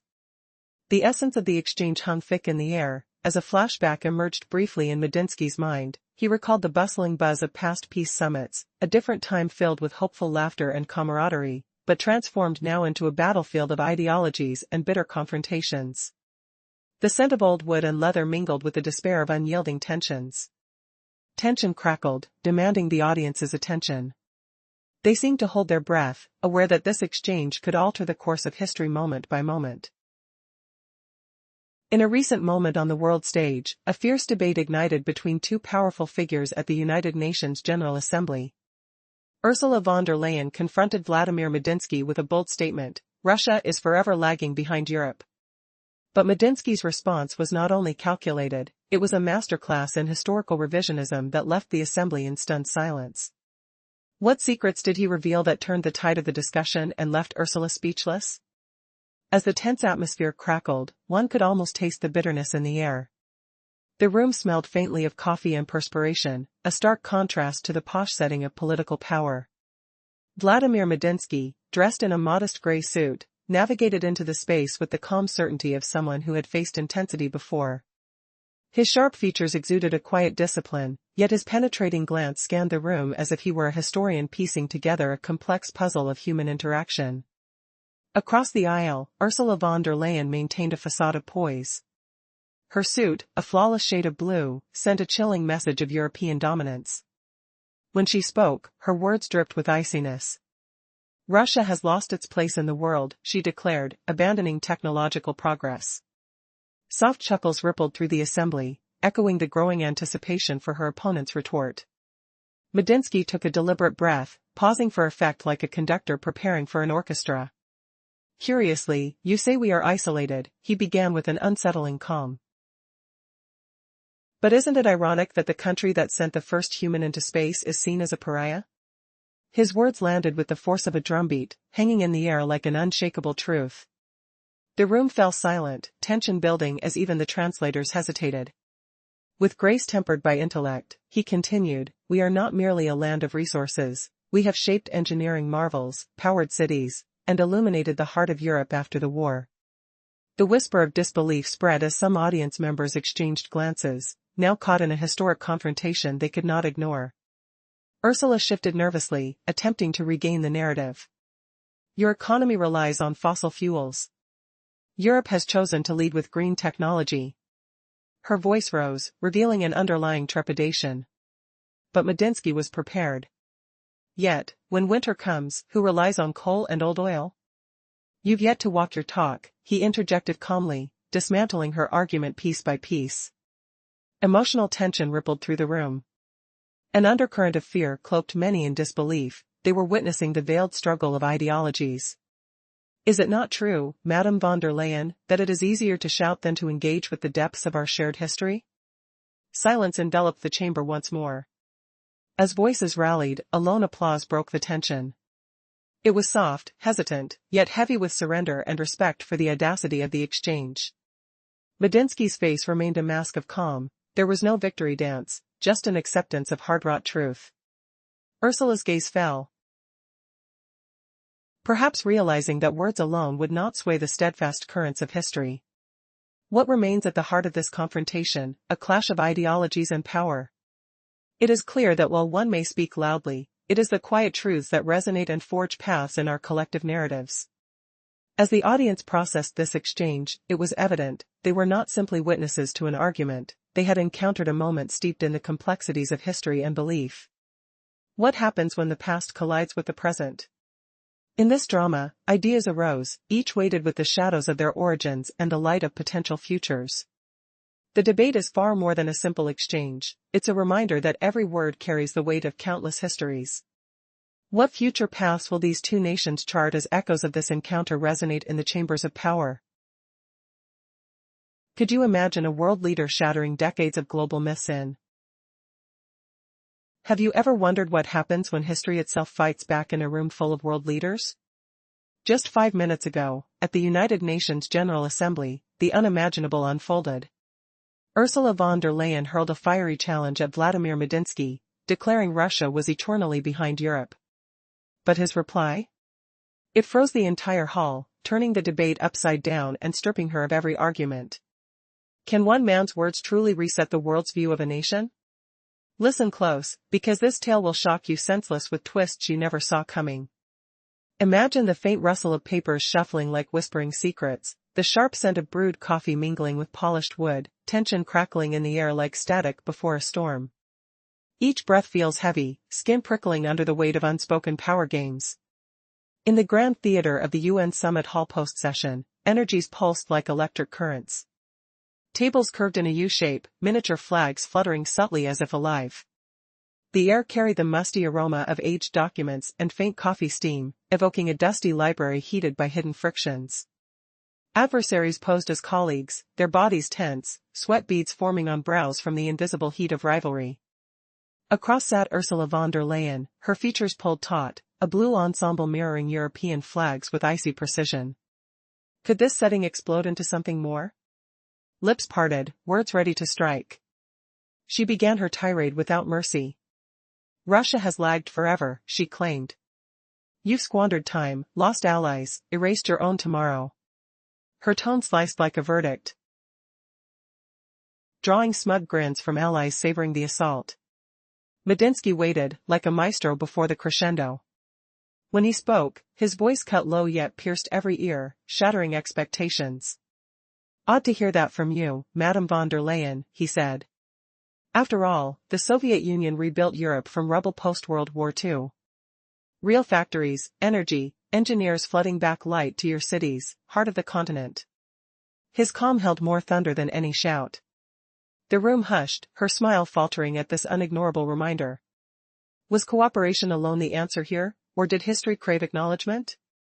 Hands twitched on the table, papers feeling like dead weight. Von der Leyen deflected swiftly. Rebuilding was teamwork, allies united. Without American aid, success was impossible. Medinsky nodded effortlessly.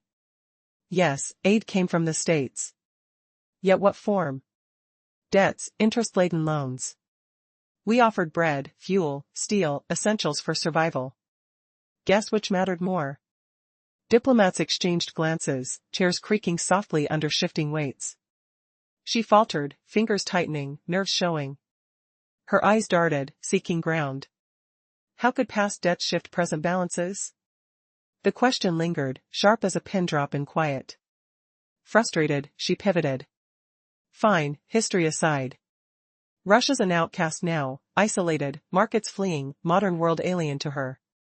Medinsky's subtle smirk grew, like an educator facing a naive query. Outcast, amusing. A nation launching first man to space, still powering Europe's grids? You mock tech lag, yet fly on engines from our labs. Silence engulfed the hall, breaths held tight. Translators froze. As if disbelief bound them. How could engines from decades ago fuel this biting rebuttal? Air thickened with unspoken awe, skin tingling from the jolt. She rushed on, voice accelerating to mask crumbling poise. You're isolated, losing realms, partners vanishing. No one cooperates with you. No one? He softened. Funny, my morning list showed half the summit nations signing fresh pacts with Russia. Asia, Africa, Latin America, they count as nothing? Each word dropped like a stone, hull plunging into hush. She scanned documents frantically, humiliation flushing her features. When had alliances turned so unexpectedly? Tables groaned faintly under tense grips, coffee cooling untouched. Desperate, she targeted vulnerabilities. Your economy clings to raw materials, gas, oil, nothing more. Europe invests in green futures, while your past dwarfs any tomorrow. Her grin strained, predatory. Medinsky traced the table leisurely, gathering thoughts. Your green dreams thrive only in slides and pitches, he replied. Winter's chill? You revert to coal, mazut, our gas you once bought. No blame, just facts. On resources, yes, but our engineers birthed reactors, submarines, satellites. Not just materials, how to evade that? Murmurs rippled, a ratcheting cough piercing the days. Winter fuels felt all too raw for some, reminders of crises unspoken aloud. Did comfort hinge on another's strength? The rhetorical sting echoed, papers rustling like fallen leaves. Her eyes flared with irritation. We won't endure historical lectures. Today's laws differ, you defy them, voiding past glories. The cold barb aimed to derail him. Like an apologies. But he smiled kindly, unfazed by repetition. International law?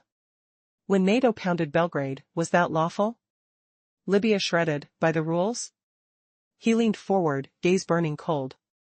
You demand we erase our legacy, view Europe sans Russia sans science, troops, builders. Unthinkable.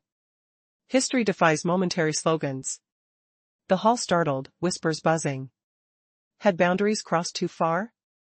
Breaths quickened, skin goosebumping from the chill of exposure. She steadied herself, voice quivering. We acknowledge your old roles. You just dismissed it, he interjected gentle but firm. Proclaimed past trumps future, yet acorns grow oaks. Europe forgot, Russia remembers. He straightened, pauses amplifying dread, a next word capable of appending all. She rifled papers anxiously, imagining them ablaze. Would this press reveal more cracks? The air hummed with anticipation, trembling hands betraying strain. She lunged into finance. Your currency crumbles, firms abandon global stages, tech barred. Without the West, you're bankrupt. Her speech boomed, laced with desperation. Medinsky adjusted his tie casually, as if a mere detail. Without the West? Strange. China, India, Turkey, Brazil, Iran, collaborating. We erect plants, forge paths, boost trade. Is the globe just Europe and America? Apologies, but the true expanse sees who performs, who only orates green utopias. Delivered without swagger, facts hit like ironclad truths. Hall sank silent, even skeptics faltering. Debating facts proved futile. She paled, gaze pleading walls for backup. Yet minds wandered, coal stores or surging bills? Patches of sweat beaded. the weight of collapse palpable. In her final thrust, voice rising. Behold your youth, they flee, refusing to stay. Russia forfeits next generations. This drew his quiet laughter, warm yet startling. Fleeing occurs, youth wander eternally. Yet ours return inspired, forging the bloc's future. How could a laugh disarm such peril? The turn left listeners reeling, tension snapping like a taut string. But was this the end, or merely prelude to deeper revelation? Hearts raced, air electric with unanswered echoes. 5 minutes ago, a remarkable event unfolded at the United Nations General Assembly. Ursula von der Leyen boldly confronted Vladimir Medinsky, declaring that Russia would remain forever behind. However, Medinsky's response sent shockwaves through the room, turning the tide of the discussion and leaving Ursula momentarily speechless. What followed was a gripping exchange that left everyone astounded. As Medinsky entered the room, there were no grand fanfares, yet it felt as if a powerful presence had emerged, one capable of shifting the very dynamics of dialogue. He moved with a calm demeanor, his gray suit unadorned yet meticulously tailored, projecting more of an academic scholar than a politician. This was paradoxical, he was often underestimated at first glance. His angular face hinted at authority, but it was his deep, scanning eyes that truly drew attention, as if they could isolate the key elements from the chaotic ballet of diplomacy. Those eyes betrayed neither hatred nor irritation, they exuded a serene confidence, reminiscent of musty archives where everything is categorized and catalogued. The summit room resembled a theater preparing for a play, the atmosphere thick with anticipation. The negotiating tables were arranged in a U shape, and the faint scent of coffee mixed with paper lingered like a nostalgic echo from an old university office. Yet every participant could feel the tension, as if each nerve was taut, knowing they were not colleagues or allies but rather adversaries forced to share space for the sake of appearances. Opposite Medinsky sat Ursula, her face a stark mask of resolve. Every feature taut as if strummed like a string. When Ursula finally spoke, her tone pierced the air like a judgment. Russia is permanently lagging behind Europe, she stated, a conviction radiating from her words. Smirks emerged from a few corners of the room, those quick to support any jabs aimed at Moscow. Medinsky, however, did not rush to respond. He paused, like a conductor before the orchestra, and when he spoke, his voice was soft yet resonated with clarity, capturing each ear. It's strange to hear such words from you, Madame von der Leyen. The Soviet Union was pivotal in rebuilding Europe from the ashes of World War II. It wasn't mere slogans, it was factories, energy resources, engineers. Our efforts brought light back to cities you now call the heart of Europe. The room hushed, Ursula's attempt to deflect with a smile faltered as urgency flickered across her face. The exchange continued, a fierce battleground of facts and ideologies. Each word Medinsky uttered fell like heavy stones in a tranquil pond, disrupting the preconceived narratives held by many.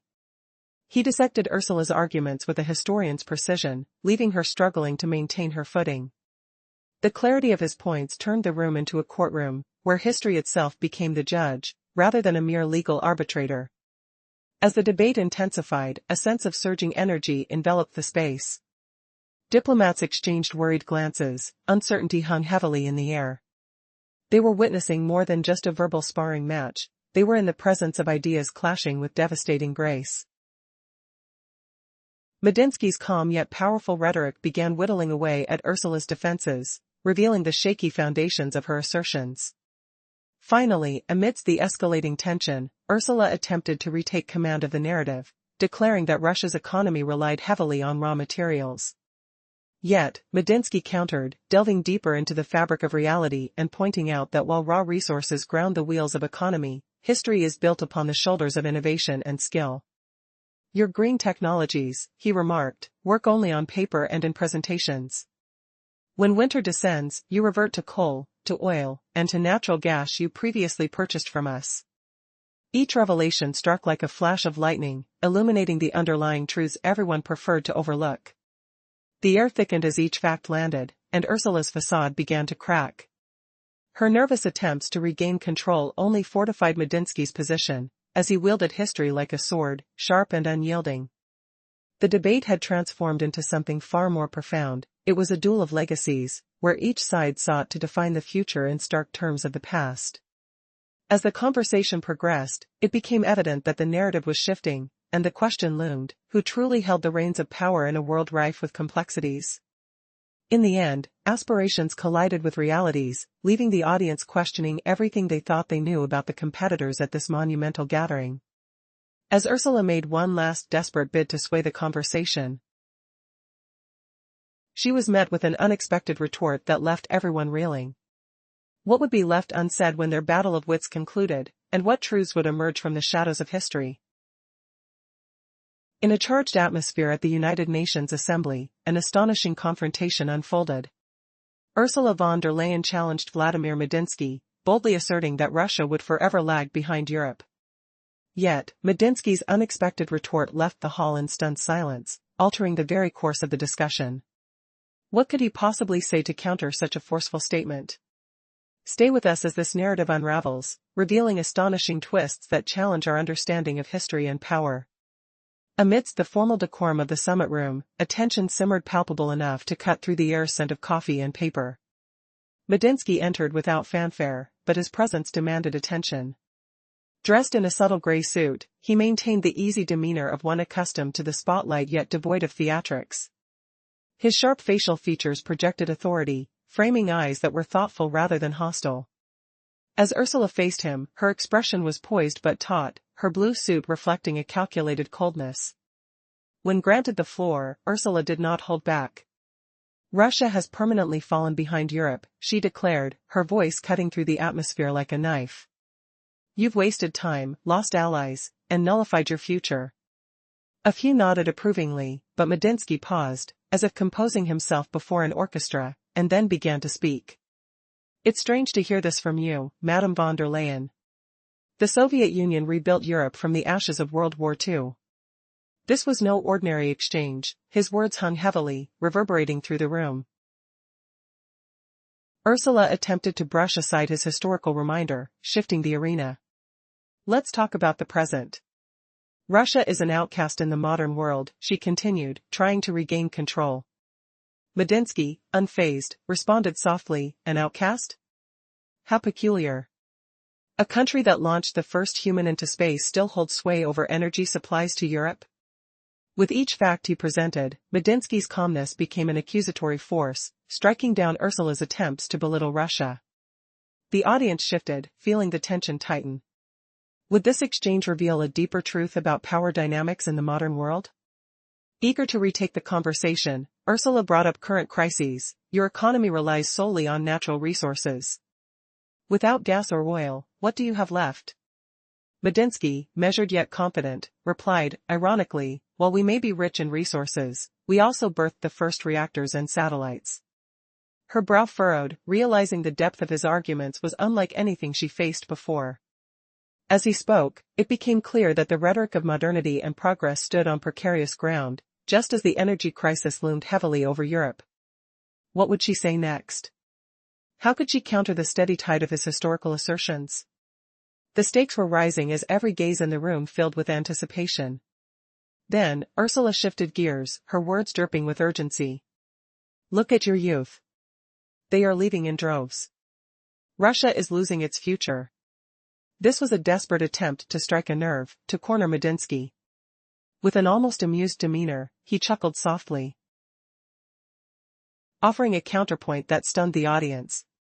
And yet, youth is everywhere, isn't it? Young people chase opportunities, not just borders. Medinsky's responses were methodical, like pieces of a grand chess game unfolding. His subtle questions struck at the very heart of her claims. Would he dismantle her narrative entirely? Could an unexpected fact change not only the debate, but perceptions surrounding Russia itself? Noticing the crowd's reaction, Medinsky continued without losing momentum, you hold on to historical grievances as if they justify the present. Yet true a sovereign path honors its past without shackling its future. This moment shifted the atmosphere entirely, revealing the layers and complexities entwined in their discourse. The moment hung in the air like a tense crescendo building towards an inevitable conclusion. What would happen next?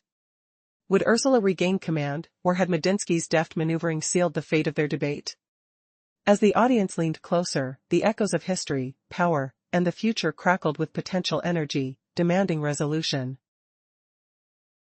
In a tense arena of global diplomacy, a striking confrontation unveiled itself at the United Nations Assembly. Ursula von der Leyen boldly asserted that Russia would forever linger in the shadows of Europe. But Vladimir Medinsky's unexpected riposte sent shockwaves through the assembly, creating a profound shift in the dialogue. How could anyone challenge such a bold declaration? Stay with us, as this tale reveals astonishing twists that will reshape your understanding of history and influence. As Medinsky stepped into the chamber, an almost electric tension palpably filled the space, merging with the familiar sense of brewing coffee and paper. Dressed in a muted gray suit, he strode confidently, an unpretentious figure accustomed to the spotlight. His sharp features and steely gaze conveyed a sense of authority. There was a calmness about him that hinted at a brewing storm.